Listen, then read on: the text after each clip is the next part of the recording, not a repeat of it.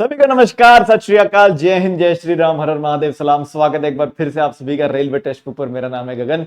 कल कुछ टेक्निकल कारणों की वजह से दोस्तों क्लास नहीं हो पाई, तो टेंशन मत लेना, करंट अफेयर सारा कवर कर लेंगे। इस बार संडे को भी क्लास कर लेंगे, टेंशन नहीं लेनी है।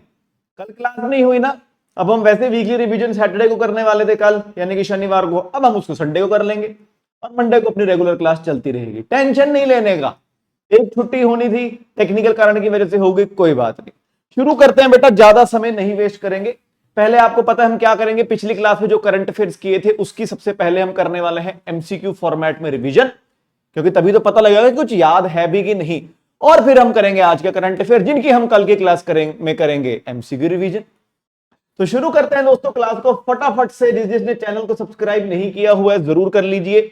पीडीएफ का लिंक मैंने बोला था, जैसे पिछली क्लास के कमेंट में आपको लगा हुआ मिल गया होगा, और इस क्लास का भी उसी तरह होगा। जैसे ही क्लास खत्म होगी 10-11 बजे के करीब हमारी टीम ऑफिस पहुंच जाती है, तो वो इसके कमेंट में पीडीएफ का लिंक लगा देंगे, आप क्लिक करेंगे वो पीडीएफ खुल जाएगी। चलिए शुरू करते हैं फटाफट क्लास को। तो भैया अभी तो टेलीग्राम बैन है, तो अभी टेलीग्राम पर तो नहीं मिलेगी, और बाकी जैसे ही टेलीग्राम खुलेगा तो ये जो 3-4 दिन की पीडीएफ होंगी वो हम इस चैनल पर डाल देंगे। चलिए पहला सवाल, संयुक्त राष्ट्र की किस एजेंसी को भारत ने फिलिस्तीनी शरणार्थियों के लिए $2.5 मिलियन के अनुदान की घोषणा की? तो भैया भारत इसमें कुल मिलाकर $5 मिलियन देता है हर साल। यस, एवरी ईयर, हर साल इसमें हम $5 मिलियन देते हैं फिलिस्तीन यानी कि पैलेस्तीन के जो रिफ्यूजी हैं। अभी हमने $2.5 मिलियन दे दिए हैं। किस संस्था को दिए हैं? तो इस संस्था का नाम है बेटा UNRWA, है ना, RWA। तो भैया ये संस्था 1949 में बना दी थी यूनाइटेड नेशन ने। फुल फॉर्म देखो, रिलीफ एंड वर्क्स एजेंसी। किसके लिए? पैलेस्तीन के रिफ्यूजियों के लिए। तो ये उसी टाइम बना दी थी संस्था को, ताकि ये जो पैलेस्तीन के रिफ्यूजी हैं, कोई जॉर्डन में रह रहा है, कोई सीरिया में रह रहा है, कोई लेबनान में रह रहा है, कोई गाजा पट्टी में रह रहा है, उन सभी की सेहत के लिए, उन सभी की पढ़ाई के लिए, उस सब के लिए पैसा यहां से आता है और यूनाइटेड नेशन के जो मेंबर्स हैं वो देते हैं। नेक्स्ट, नोएडा इंटरनेशनल एयरपोर्ट से उड़ान संचालित करने वाली पहली एयरलाइन कौन सी बनी? ध्यान रखिए भैया, जेवर करके जगह है, इसे जेवर अंतरराष्ट्रीय हवाई अड्डा भी कहा जाता है। तो इसमें पहली उड़ान आई है दोस्तों लखनऊ से। तो ये जेवर है, तो जेवर में पहली उड़ान आई है लखनऊ से, और यहां से पहली उड़ान गई है बेंगलुरु। तो भैया कौन सी एयरलाइन?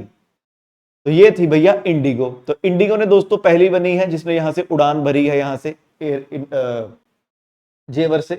इनके डायरेक्टर का नाम क्या है दोस्तों? डैनियल बर्चर, और सीईओ हो जाती हैं नीतू समरा। आइए, खेल 2026 में टाइम 100 में सबसे प्रभावशाली लोगों की सूची में शामिल होने वाले एकमात्र भारतीय कौन थे? तो टाइम वाली मैगजीन ने एक लिस्ट निकाली 100 स्पोर्ट्स पर्संस की, और दुनिया भर में स्पोर्ट्स पर्सन है दुनिया भर के, उसके अंदर भारत की तरफ से केवल एक है। कौन है इंडिया की तरफ से?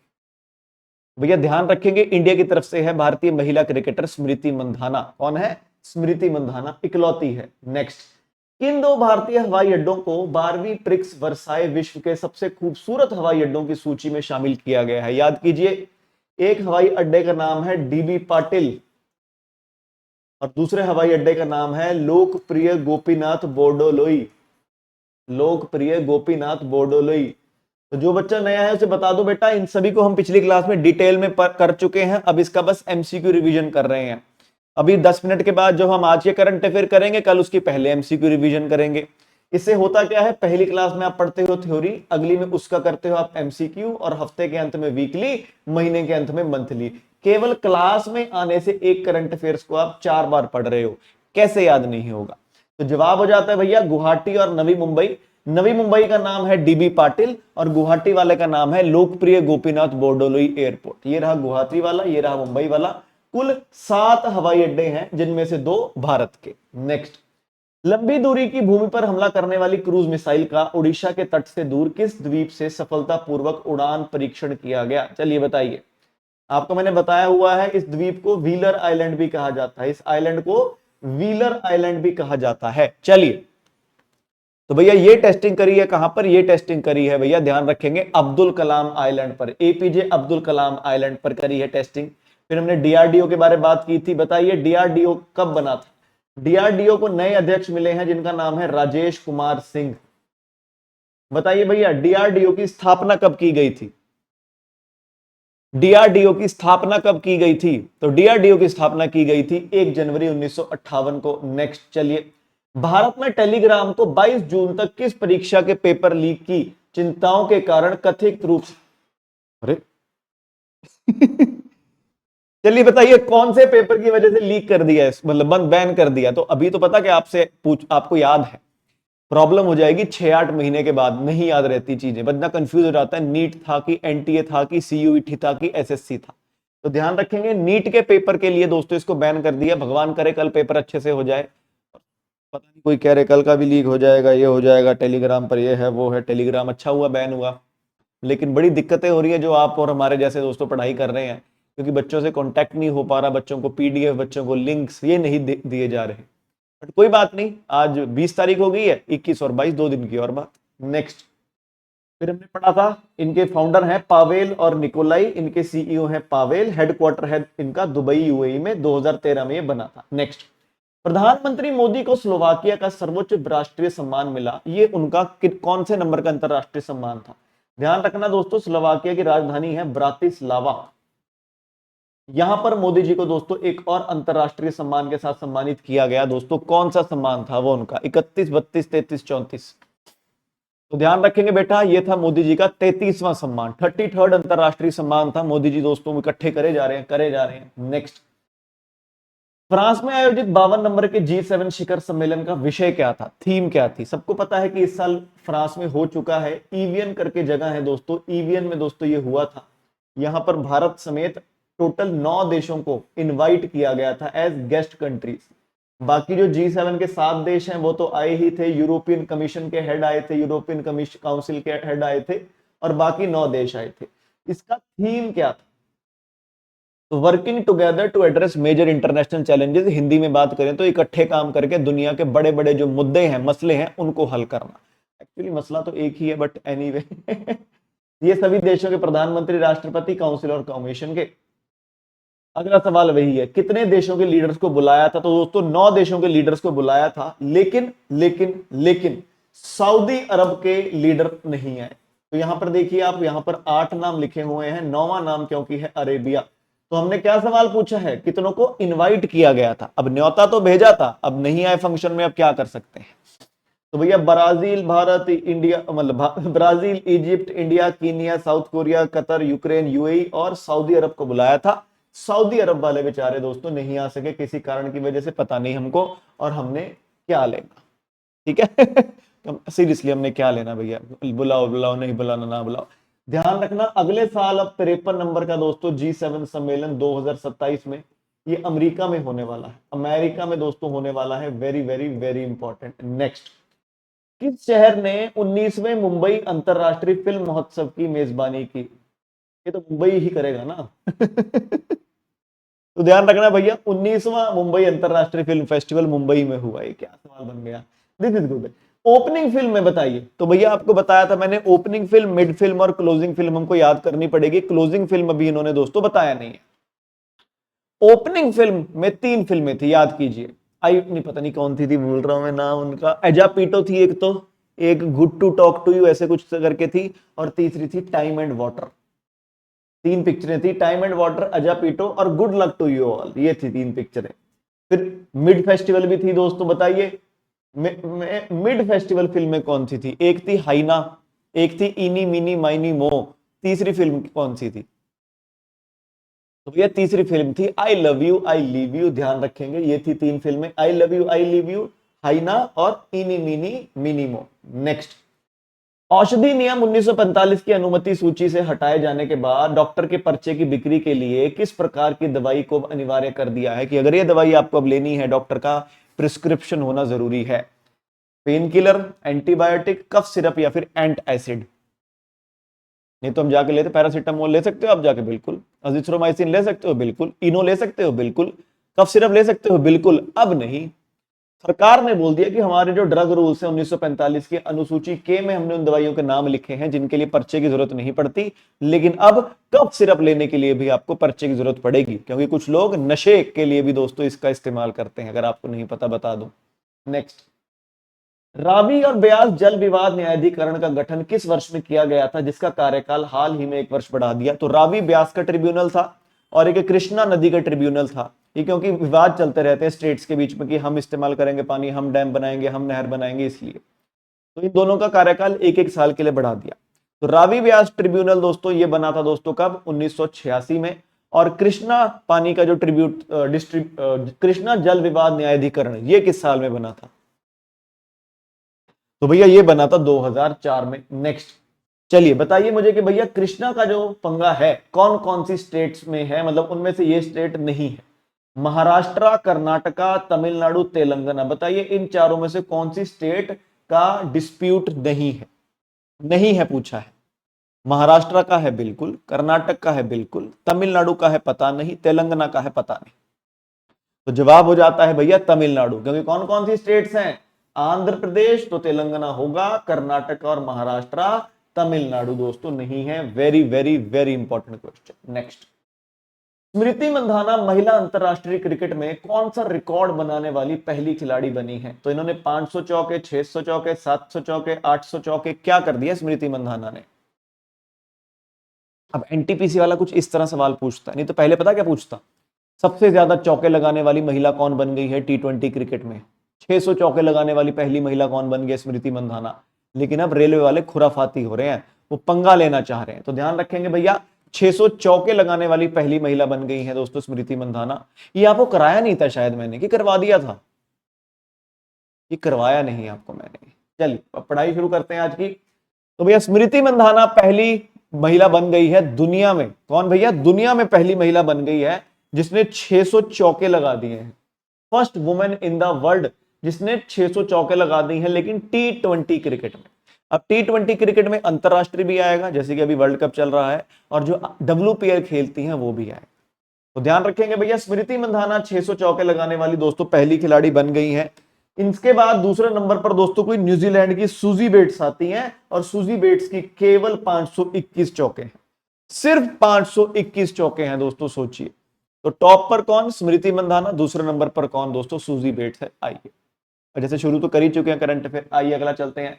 तो भैया आपको पता है 23वां फीफा वर्ल्ड कप चल रहा है, यूएस कनाडा मैक्सिको में चल रहा है। 48 टीमें भाग ले रही हैं, 104 मैच होने वाले हैं। तो उसमें नॉकआउट में पहुंचने वाली दोस्तों पहली टीम बन गई है मैक्सिको। अब सर नॉकआउट क्या होता है? नॉकआउट का मतलब होता है जिसमें अब आप अगर मैच हारे तब बाहर। अब जैसे होता है नॉकआउट होता है यहां पर, अब जैसे बहुत सारी टीमें हैं तो शायद यहां पर प्री क्वार्टर फाइनल होगा, नहीं तो भैया क्वार्टर फाइनल होता है, नॉकआउट, सेमीफाइनल होता है, नॉट आउट फाइनल होता है। अब जैसे क्या होगा, मान लो 1 2 3 4 5 6 7 8, ये हो गई 8 टीमें क्वार्टर फाइनल में। अब इनमें से एक एक ही आगे जाएगी, बिल्कुल सीधी सी बात है। अब होगी दोस्तों 4 टीमें, अब इनमें से दोस्तों एक एक ही आगे जाएगी, और इनमें से फिर एक आगे जाएगी जो जीत जाएगी। तो इसे कहा जाता है दोस्तों क्या? इसे कहा जाता है नॉकआउट। तो मैक्सिको बन गई है पहली टीम जो इस साल के वर्ल्ड कप के नॉकआउट में पहुंची है।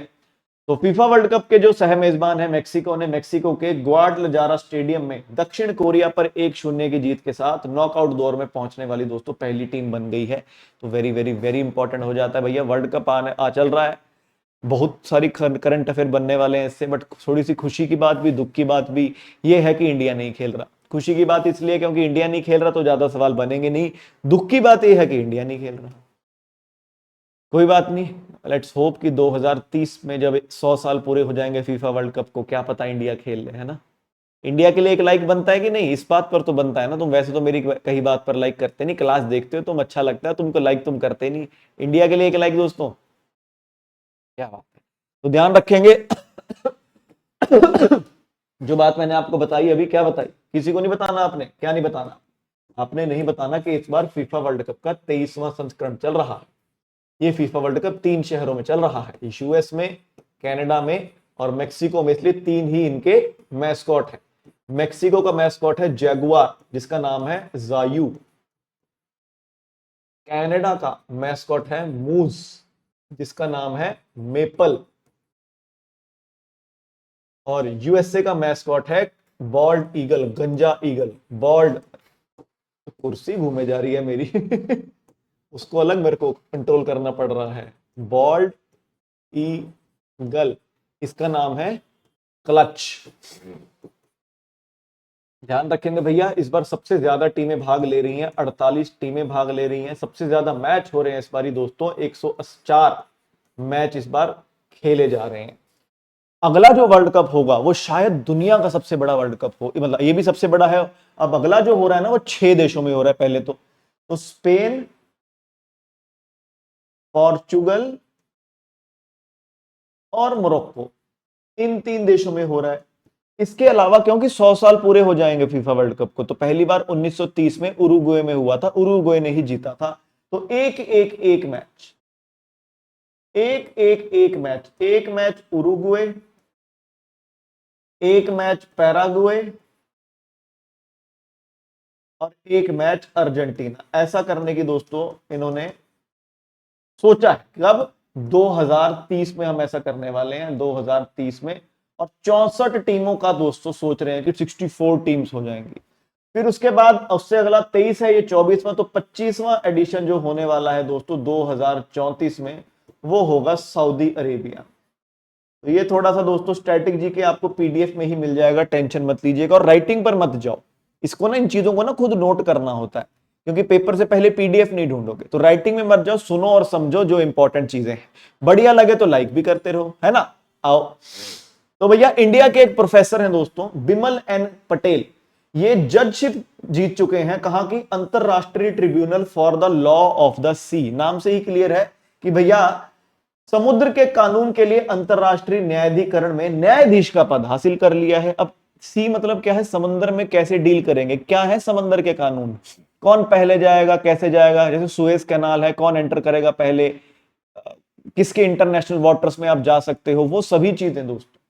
तो भारत के उम्मीदवार प्रोफेसर बिमल एन पटेल को 2026 से 35 के कार्यकाल के लिए समुद्र के कानून के लिए अंतरराष्ट्रीय न्यायाधिकरण, इटलॉस कह रहे हैं, इसके न्यायाधीश के रूप में चुना गया है। तो समुद्र के कानून के लिए अंतरराष्ट्रीय न्यायाधिकरण संयुक्त राष्ट्र द्वारा स्थापित एक इंडिपेंडेंट न्यायिक निकाय है, जो समुद्र के कानून पर संयुक्त राष्ट्र कन्वेंशन की व्याख्या और आवेदन से उत्पन्न होने वाले विवादों का निर्णय लेता है। यानी कि यूनाइटेड नेशन ने एक बनाया था convention on law of the sea. सभी देश इकट्ठा हुए, उन्होंने बोला कि भैया सी पर कानून कैसे होने चाहिए, तो उन्होंने ये बना दिया UN convention on the law of the sea. अब जहां पर कानून बना है वहां कानून टूटेगा भी, और उस टूटे हुए कानून को लेके आप शिकायत कहां करेंगे? आप करेंगे यहां पर, यानी कि अंतरराष्ट्रीय न्यायाधिकरण जो है संयुक्त राष्ट्र द्वारा जो स्थापित किया गया है समुद्र के कानून वाला। समझे? फिर से सुनो, समंदर में दोस्तों कौन से कानून लागू होते हैं? कोई कानून नहीं लागू होते, समंदर सबका अपना अपना होता है। हाँ, हर देश के कुछ किलोमीटर तक, कुछ मील तक अंतरराष्ट्रीय वाटर होते हैं, उसके बाद सबका अपना, सबका समंदर एक है। तो इन्होंने क्या किया, यूनाइटेड नेशन वालों ने, देश मिले, इन्होंने एक सम्मेलन किया, इन्होंने ना लॉ ऑफ द सी बना दिया, इन्होंने समंदर का कानून बना दिया। अब उस कानून को तोड़ते भी हैं लोग, और तोड़ने के बाद कहां लेकर जाते हैं? इस ट्रिब्यूनल के पास। किसके पास? ये international tribunal for law of the sea, यानी कि समुद्र के कानून के लिए अंतरराष्ट्रीय न्यायाधिकरण। और इसके जज बन चुके हैं दोस्तों बिमल एन पटेल साहब, 26 से लेके 35 तक, यानी कि 10 साल के लिए। तो भैया ये जो कन्वेंशन है सी का, जैसे आपको बताया, समुद्र के कानून पर राष्ट्रीय कन्वेंशन एक व्यापक अंतरराष्ट्रीय संधि है जो सभी समुद्री और समुद्री गतिविधियों के लिए कानूनी ढांचा स्थापित करती है। अब इसका जैसे ही लॉ टूटेगा ट्रिब्यूनल पर जाएंगे। ये कन्वेंशन को अपनाया कब गया था? 1982 में, और ये लागू कब हुआ था? 1994 में। Very important. नेक्स्ट। तो भैया शुरुआत करी थी स्पेन ने, सॉरी ऑस्ट्रेलिया ने, दुनिया में पहली बनी थी जिसने बोला अंडर 16 वालों के लिए सोशल मीडिया बंद। फिर यूरोप का पहला देश बन गया स्पेन, जिसने बोला अंडर 16 के लिए सोशल मीडिया बंद। फिर साउथ ईस्ट एशिया में पहला बना इंडोनेशिया, जिसने बोला अंडर 16 के लिए सोशल मीडिया बंद। कनाडा बोल चुका है सोशल मीडिया बंद, यूके बोल चुका है सोशल मीडिया बंद, लेकिन वो सभी 16 साल में कह रहे थे। यूएई ने क्या किया? इन्होंने बोला कि 15 साल से कम उम्र वालों के लिए सोशल मीडिया बंद। तो यूएई ने 15 साल से कम उम्र के बच्चों को सोशल मीडिया का इस्तेमाल करने से रोकने वाले नियमों को मंजूरी दे दी। और इसमें सब आता है, इसमें चाहे आपका ट्विटर हो, आपका चाहे इंस्टाग्राम हो, चाहे आपका फेसबुक हो, चाहे यूट्यूब हो, चाहे स्नैपचैट हो, सब कुछ, मतलब कि सब कुछ। आप ऐसा भी नहीं है कि आपके माता पिता आप बोले अपने मम्मी डैडी को, मम्मी मेरे को तो यूज करना, परमिशन लेके दो, ऐसा कुछ नहीं होगा। मना कर दिया है तो कर दिया है, आप नहीं कर सकते। अगर आप करोगे, अगर आप पकड़े गए, तो आपके मम्मी पापा के ऊपर बहुत तगड़ा फाइन लग जाएगा। तो अगर कोई दुबई वाला देख रहा है, गाइस क्या कर रहे हो? आइए नेक्स्ट। लो भैया, भारतीय आर्मी कि जाट रेजिमेंट की टुकड़ी निकल गई है दोस्तों मंगोलिया के लिए एक बहुराष्ट्रीय अभ्यास में भाग लेने के लिए, जिसका नाम है खान क्वेस्ट। तो भारतीय सेना की टुकड़ी 23वें अभ्यास खान क्वेस्ट 2026 में भाग लेने के लिए मंगोलिया के लिए रवाना हो चुकी है। आज यानी 20 जून से शुरू है। तो भारतीय सेना की एक टुकड़ी 20 जून से 3 जुलाई तक उलान बाटर के 5 हिल्स ट्रेनिंग एरिया में आयोजित होने वाले बहुराष्ट्रीय संयुक्त सैन्य अभ्यास 23वें खान क्वेस्ट में भाग लेने के लिए मंगोलिया के लिए रवाना हुई है। किसी किसी पेपर में पूछा जाता है कि भैया कौन भाग लिया था। तो भारतीय सेना की टुकड़ी में 40 कर्मी शामिल हैं, जिनमें जाट रेजिमेंट की एक बटालियन के सैनिक और अन्य हथियार और सेवाओं के कर्मी शामिल हैं। तो ज्यादा दोस्तों ये जो खड़े आपको दिख रहे हैं ज्यादातर ये जाट रेजिमेंट के हैं, बाकी थोड़े बहुत हैं। तो पेपर में आ जाता है कभी कभी। अब इंटरेस्टिंग चीज क्या है, ये जो एक्सरसाइज शुरू हुई थी ये अमेरिका और मंगोलिया ने शुरू की थी। फिर आगे चलकर उन्होंने बोला कि आओ सबको ले लेते हैं, सब खेलेंगे। तो पहली बार संयुक्त राज्य अमेरिका और मंगोलिया ने दोस्तों शुरू की थी। दोस्तों इसको शुरू किया गया था। फिर 2006 में जाकर ये दोस्तों मल्टीलेटरल बन गई थी, यानी कि दूसरे देशों को भी यहां पर बुलाना शुरू कर दिया था। तो शुरुआत अमेरिका और मंगोलिया, 2006 में बोला कि बाकियों को भी लेकर आओ। और इस बार 23वां एडिशन मंगोलिया में हो रहा है। भारत की तरफ से जाट रेजिमेंट और साथ में और भी कुछ सैनिक जा रहे हैं। नेक्स्ट, तो भैया क्यूएस वर्ल्ड यूनिवर्सिटी की रैंकिंग आती है, जिस टाइम्स एक ग्रुप है वो रैंकिंग निकालती है। कल मैं निकाल दूं, हो जाएगा गगन्स वर्ल्ड रैंकिंग। तो वैसे ही क्यूएस एक ग्रुप है, वो दोस्तों दुनिया भर की यूनिवर्सिटियों की रैंकिंग निकालता है। और उस रैंकिंग में भारत की तरफ से सबसे ऊपर है आईआईटी दिल्ली। इंडिया की तरफ से सबसे ऊपर है हम, लेकिन दुनिया में हम 118वें नंबर पर हैं। तो 52 भारतीय इंस्टीट्यूट दोस्तों, तो ये रैंकिंग निकालते हैं 550 इंस्टीट्यूट की। तो काफी खुशी की बात है, इस 550 में से 52 इंस्टीट्यूट भारत में है, यानी कि लगभग 10% इंस्टीट्यूट भारत के हैं। तो क्यूएस वर्ल्ड यूनिवर्सिटी रैंकिंग 27 में 52 भारतीय संस्थानों को शामिल किया है। आईआईटी दिल्ली सबसे टॉप पर रही है इंडिया की तरफ से 118वें नंबर पर। इसके अलावा आईआईटी मद्रास भी है, आईआईटी बॉम्बे भी है, लेकिन चलिए उनकी रैंक हमको जानने की जरूरत नहीं है। बस ध्यान रखिएगा आईआईटी दिल्ली भारत की तरफ से टॉप पर 118 पर, और टोटल 52 है। दुनिया में टॉप की बात करें तो अमेरिका की है मैसाचुसेट्स इंस्टीट्यूट ऑफ टेक्नोलॉजी, जिसको हम एमआईटी कहते हैं। दूसरे नंबर पर इंपीरियल कॉलेज ऑफ लंदन है, ये ऑब्वियसली लंदन यूके में है। और दूसरे नंबर पर फिर से यूके की ही स्टैनफोर्ड यूनिवर्सिटी है, मतलब सॉरी यूके की नहीं, सॉरी यहां पर गलत लिख दिया, यूके उस वाले में आना था। दूसरे नंबर पर ही। तो दोस्तों इन दोनों में टाई है, इन दोनों में टाई है कि इंपीरियल कॉलेज लंदन यूके ये भी सेकंड पर है, और स्टैनफोर्ड यूनिवर्सिटी यूएसए ये भी सेकंड पर है। फिर उसके बाद सीधा दोस्तों वही बात चौथे पर आ गई यूनिवर्सिटी ऑफ ऑक्सफोर्ड। तो यहां आपको जाने की जरूरत नहीं है, ध्यान रखना बस 550 में से 52 इंस्टीट्यूट भारत के हैं। आईआईटी दिल्ली हमारी तरफ से सबसे टॉप पर है 118 पर, सबसे टॉप पर एमआईटी है, और 550 में से 52 हमारे हैं। इतने ही सवाल बनेंगे, इसके अलावा नहीं बनता। नेक्स्ट चलते हैं। तो ब्रिक्स की बैठक आपको चल रही है, आपको पता है दोस्तों इस बार ब्रिक्स का सम्मेलन चल रहा है इंडिया में। हमने पढ़ा इसके बारे में, 11 देश इसमें भाग ले रहे हैं, 11 मेंबर्स हैं। इंदौर में जैसे हुई इनकी खेतीबाड़ी पर कॉन्फ्रेंस, ओडिशा पुरी में हुई थी इनकी आपदा प्रबंधन पर कॉन्फ्रेंस, उसी तरह अब एक MSME micro small and medium enterprises इसका मीटिंग कर रहे हैं। और आज तक कभी भी ब्रिक्स सम्मेलन में एमएसएमई पर मीटिंग नहीं हुई है। तो आइए, तो एमएसएमई मंत्रालय ने आगरा में पहले ब्रिक्स एमएसएमई फोरम की दोस्तों मेजबानी की। तो ministry of micro small and medium enterprise यानी कि सूक्ष्म लघु और मध्यम उद्यम मंत्रालय ने आगरा में पहले ब्रिक्स एमएसएमई फोरम और तीसरी एमएसएमई कार्य समूह की बैठक की मेजबानी की, यानी कि फोरम पहली बार हुआ है। और थीम क्या है? Building resilience innovation cooperative sustainability. ये देखिए क्या है, BRICS ब्रिक्स। अब जो बच्चा रेगुलर है उसे पता है, हम 3-4 बार कर चुके हैं इसको, कैसे याद करना है। जो बच्चा रेगुलर नहीं है, एक ही सलाह है बेटा, रेगुलर हो जा, पढ़ाई तभी होगी। तो दोस्तों इसके 11 देश हैं। 11 देश कैसे याद रखने हैं? 5 तो यही है कि ब्राजील, रशिया, इंडिया, चाइना और साउथ अफ्रीका। इसके अलावा ट्रिक है ICU इंडोनेशिया। तो एक तो इंडोनेशिया होगी बिल्कुल, इसके अलावा एक होगी ईरान, एक हो गया सऊदी अरेबिया, एक हो गया इजिप्ट, एक हो गया इथियोपिया, और एक हो गया दोस्तों यूएई। तो ये हो गए कितने? 5, 6, 7, 8, 9, 10, 11।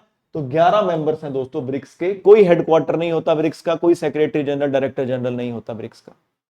तो ट्रिक अच्छी लगी हो तो दोस्तों एक बार लाइक भी दबा दीजिए। नेक्स्ट, स्वास्थ्य मंत्री हमारे जयप्रकाश नड्डा जी, इन्होंने बोला कि हम भारत से सिक्कल सेल अनीमिया नाम की जो बीमारी है उसको 2047 तक जड़ से खत्म कर देंगे।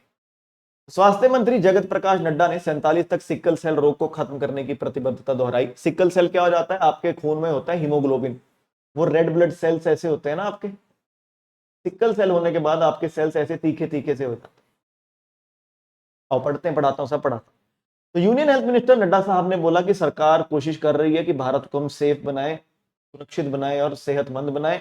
इन्होंने बताया कि भारत में 7 करोड़ 19 लाख लोगों को स्क्रीन किया गया है, चेक किया गया है, जिसमें से 20 लाख लोगों को सिक्कल सेल अनीमिया मिला है। इन्होंने ट्वीट किया था नड्डा साहब ने कि 7 करोड़ 20 लाख के लगभग लोगों को हमने टेस्टिंग करी, उसमें से 20 लाख में हमको सिक्कल सेल अनीमिया मिला। सिक्कल सेल बीमारी क्या है? ये इनहेरिटेड है। अगर आपकी माता को है, पिता को है या फिर पीछे है ना, ये पैदा होने से होती है, ऐसा नहीं है कि मच्छर ने काट लिया, नहीं, आपको होगी तो बचपन से होगी। तो ये एक वंशानुगत हीमोग्लोबिन बीमारी है, जैसे आपको बताया मैंने। इसमें क्या होता है? आपके रेड ब्लड सेल गोल नहीं होते, आप कैसे तीखे तीखे से होने लग जाते हैं, जिसकी वजह से आपको इन्फेक्शन वगैरह हो जाता है, आपको थकान रहती है, आपको बुखार रहता है, आपको पेन वगैरह होती है। तो जनरली हम उसको अजीब सी चीजों से जोड़ लेते हैं कि टेंशन है, स्ट्रेस है, बुखार है, उससे। लेकिन टेस्टिंग से ही पता लगता है कि ये तो सिक्कल सेल अनीमिया थी। तो 2047 तक इसको खत्म करने की दोस्तों कोशिश है भारतीय सरकार की। नेक्स्ट, और इसलिए हमने एक नेशनल सिक्कल सेल मिशन भी शुरू किया है। इसके तहत क्या है? जो स्क्रीनिंग नहीं करी 7 करोड़ 20 लाख लोगों की, ये उस मिशन के तहत ही करी है, नहीं तो सरकार को क्या पड़ी थी टेस्टिंग करने की। तो 1 जुलाई 2023 को प्रधानमंत्री नरेंद्र मोदी ने मध्य प्रदेश के शहडोल में national sickle cell anaemia liberation mission की शुरुआत की है। देखिए, राष्ट्रीय सिक्कल सेल अनीमिया उन्मूल्य मिशन, तो ध्यान रखेंगे, वेरी इंपॉर्टेंट। नेक्स्ट आएंगे, शार्क के फॉसिल मिले हैं। तो भैया उड़ीसा में मिले 15 मिलियन साल पुराने शार्क के जीवाश्म। इंटरेस्टिंग चीज है ये वाली, ये देखिए। तो फॉसिल जो 15 मिलियन साल पुराने हैं, 15 मिलियन कितना साल हो जाता है दोस्तों? 10 मिलियन, 1 मिलियन होता है 10 लाख, 15 मिलियन कितना हो गया? 1.5 करोड़। तो दोस्तों 1.5 करोड़ साल पुराने, 1.5 करोड़ साल पुराने शार्क के फॉसिल यानी कि जीवाश्म मिले हैं। कहां मिले हैं? उड़ीसा के मयूरभंज जिले में।